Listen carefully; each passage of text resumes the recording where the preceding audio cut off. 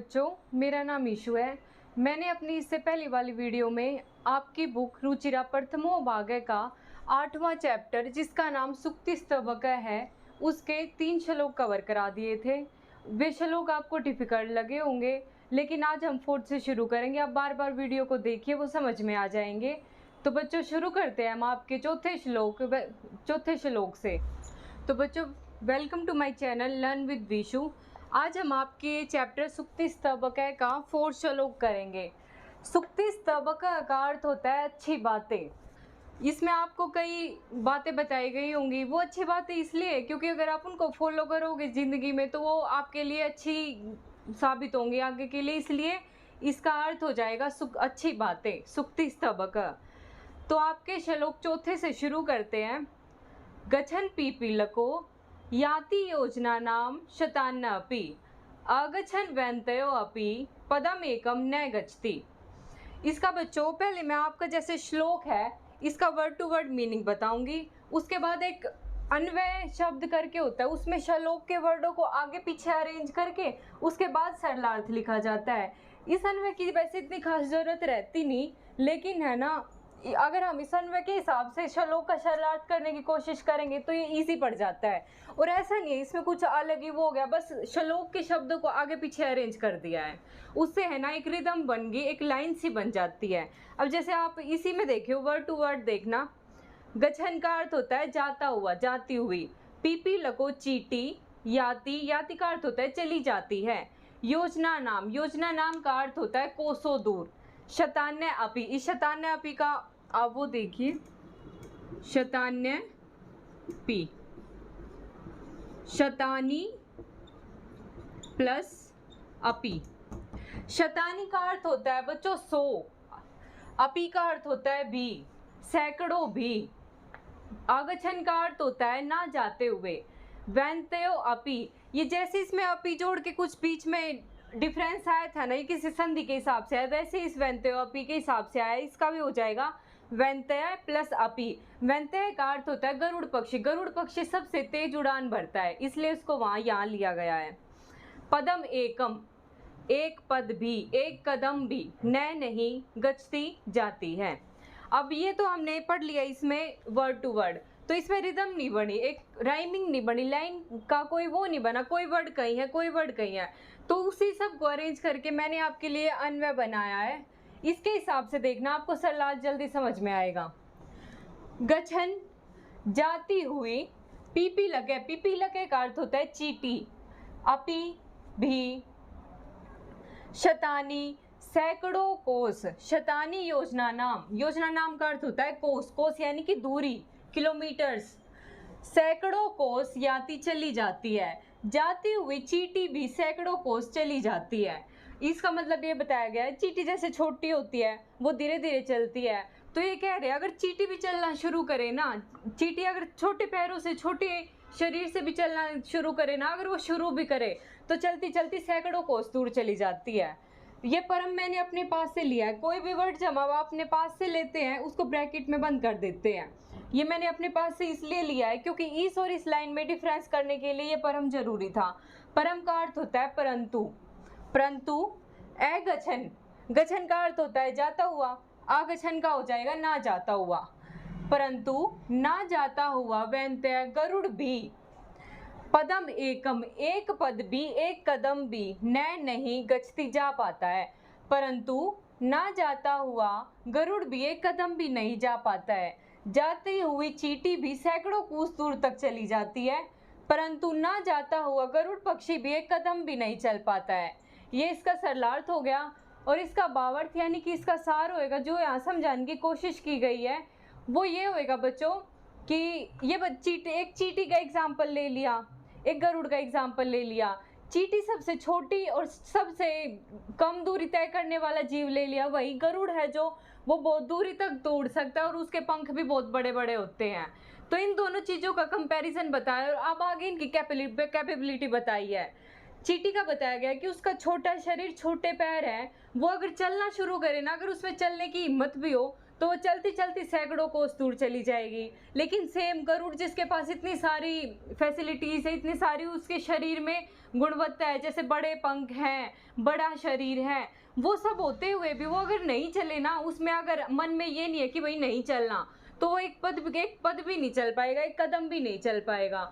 तो मेन ये होगा कि सिर्फ मन की इच्छा ही काबू करती है। कैसा शरीर है, कैसे पैर है, कैसे, ये सब कोई मायने नहीं रखते।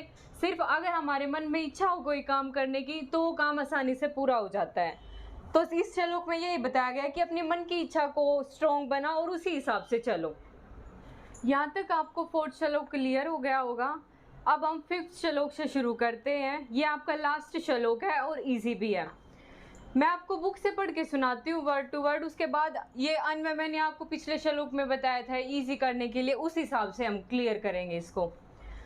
काके है कृष्ण है, पीके है कृष्ण है, को बेद है पीक काकयो। वसंत समय प्राप्ते काके है काके है, पीके है पीके है। काके का अर्थ होता है कौआ, कृष्ण का अर्थ होता है काला, यानी कि काला रंग, काला गोरा रंग होता है ना, उसमें काला रंग। पीके है कोयल, कृष्ण है काली, को क्या बेद है बेद, पीके है काक्यो, कौवे और कोयल में। वसंत समय, वसंत ऋतु के प्राप्ते आ जाने पर, आने पर, काके है कौआ, काके है कौआ, पीके है कोयल, पीके है कोयल। अब इसको हम अच्छे वे में करने के लिए अन्वय से पढ़ेंगे। काके है कौआ, कृष्ण है काला होता है, पीके है कोयल, ये अभी मैंने अपने पास से लिया है राइम बनाने के लिए, अपी भी कृष्ण है काली होती है। कौआ काला होता है, कोयल भी काली होती है। पीके काक्यो, कोयल और कौवे में कैसे भेद भेद बताया गया है कि कौआ भी काला होता है, कोयल भी काली होती है, कौवे और कोयल में कैसे भेद समझे, कैसे भेद हो। आगे बताया गया है नेक्स्ट लाइन में, वसंत समय, वसंत ऋतु के प्राप्ते आ जाने पर, काके है कौआ, काके है कौआ होता है, यानी कि पता लग जाता है। पीके है कोयल, पीके है कोयल भवती होती है। अब इसका मैं पहले आपको मीनिंग बताती हूँ। इसमें ये बताया गया है कि जैसे कोयल भी काली होती है, कौआ भी काला होता है, तो कोई भी एक नॉर्मल आदमी कौवे और कोयल में कैसे भेद करे। फिर किसी ने बोला है कि वसंत ऋतु आ जाने पर है ना, पता लग जाता है कि कोयल कोयल होती है और कौवा कौवा होता है, क्योंकि वसंत ऋतु में कोयल गाना गाती है, उसकी मीठी आवाज होती है, तो उसे पता लग जाता है कि हाँ भाई मीठी आवाज कोयल की, और कौवे की थोड़ी चुभने वाली आवाज होती है, चुभन वाली, तो उसका पता लग जाता है कि कौवा कौन सा होता है। ये सब वसंत ऋतु में होता है, क्योंकि जब बारिश हो रही होती है, अच्छा मौसम रहता है, हरियाली होती है, तो कोयल उसमें गीत गाती है। कौवा काला होता है, कोयल भी काली होती है, कौवे और कोयल में कैसे भेद हो। वसंत ऋतु के आ जाने पर पता लग जाता है कि कौवा कौवा होता है, कोयल कोयल होती है। तो इससे ये पता लगता है बच्चों कि कोई भी रंग कुछ मैटर नहीं करता। अगर कोई आदमी काला है तो उसके काम अच्छे हो सकते हैं, लेकिन वही आदमी अगर कोई गोरा है, उसके काम गंदे हैं, तो वो गंदा ही माना जाएगा। सेम इसी में उसी का कंपैरिजन करते हुए बताया गया है कि मान लो कोई जो दो सेम आदमी है, जैसे इसी को ले लो, कौवा और कोयल दिखने में तो सेम है, दोनों का काला रंग है, लेकिन उनकी खासियत अलग है। वो पता लग जाती है कि उसके मुंह खोलते ही पता लग जाती है कि कौन अच्छा है, कौन सुरीली आवाज वाला है।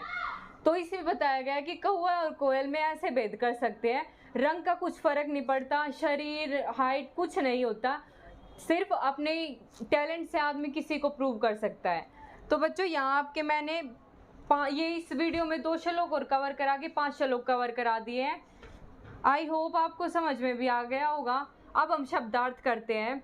उद्यमेन परिश्रम से, मनोरथई मन की इच्छा से, सिंह शेर, मृग हिरण पशु, दृढ़ता दीनता कृपणता, प्रिय वाक्य प्रदाने प्रिय वचन बोलने से, तुषंती संतुष्ट होते हैं, प्रसन्न होते, सेटिस्फाई होते हैं।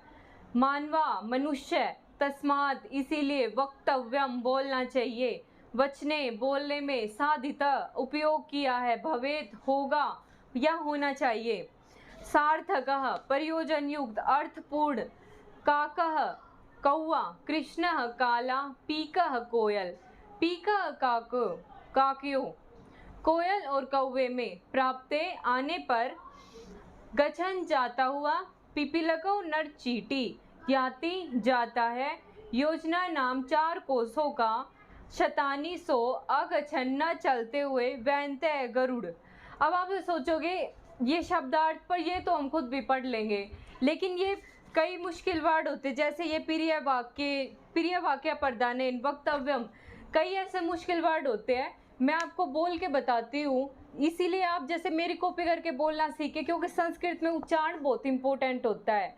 अगर जिस बच्चे को उच्चारण ढंग से नहीं करना, तो कोई भी संस्कृत लैंग्वेज का कोई भी लैंग्वेज हुआ उसका अगर कोई भी वर्ड ढंग से नहीं बोलना आता तो वो आगे स्टेप उसका कोई फायदेमंद नहीं रहता। इसलिए आप इनका उच्चारण करके देखिए, इनको बोलना सीखिए। Thank you, bye bye.